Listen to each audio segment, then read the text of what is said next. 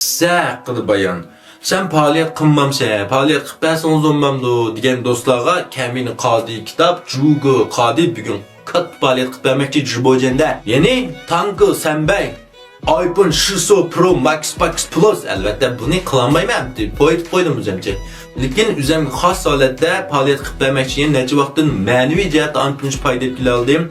Hamda moddiy jihatda sıfancan batı çoğarak tıkıp koygan şu pulga naq o'zimning pul qoldim ama 4 klassik eser su buyda qizira vaqt jo'sh g'arib sayat hammasini men yüznikini berganmiki deb o'ylab qolmanglar. Har bir kitobda 2 ta oldim bor. Mana har bir kitobdan 2 ta oldim bor. Men 4 ta kitap, uning kendi men Xorvatning oila tarbiyasi 5 ta kitap. Ma kitobni kichik ko'rib qolmanglar, bu 45 qo'ylik kitap.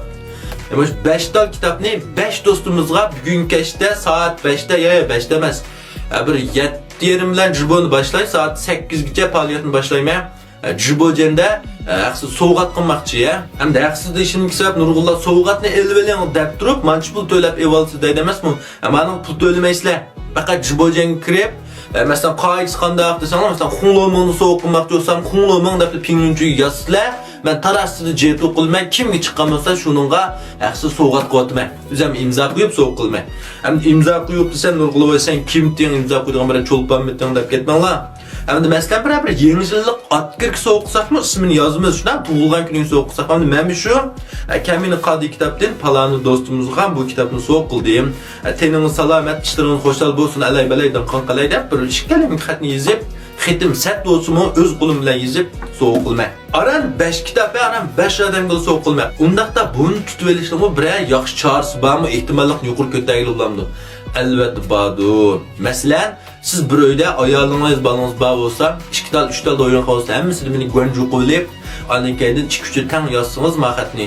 Oyatki persentangiz yuqori ko'tarildi. Masalan, yotoq yetib o'qitgan bola bo'lsanglarmi, masalan, bir yotoq bilan men g'anju qo'yib, shunda qilsanglar bo'ldi. Albatta, buni sovuq qilishning sharti bor. Endi nima chuqur meni g'anju qilgan, funksiya uchun kirgan bo'lish kerak. Men hozircha g'anju qilmaganlarga birdigan kitap yo'q, sovuq qilgan kitap yo'q. Undaqlar chiqib qolsa-mu, bu kitobni sovuq qilmayman hozir deb qo'yay.